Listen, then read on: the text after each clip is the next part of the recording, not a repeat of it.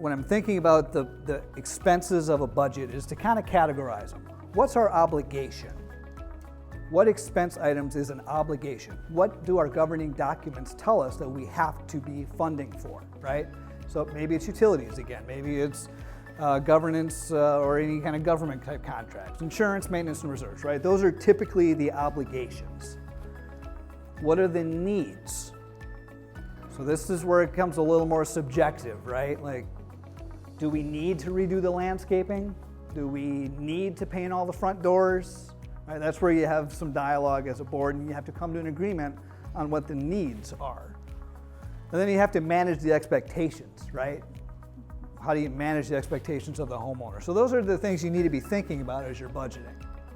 So I like to break those down, pare it down into even more simple things into two categories. Your mandatory and your discretionary, right?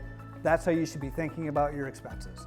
And particularly right now in this economic climate, right? What do we have to be funding?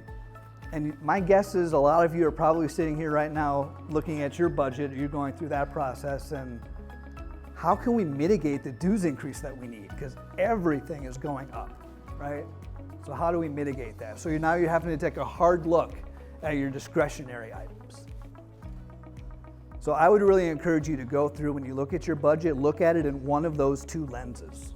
And if you really have to start making some hard decisions, look at that latter, the discretionary ones.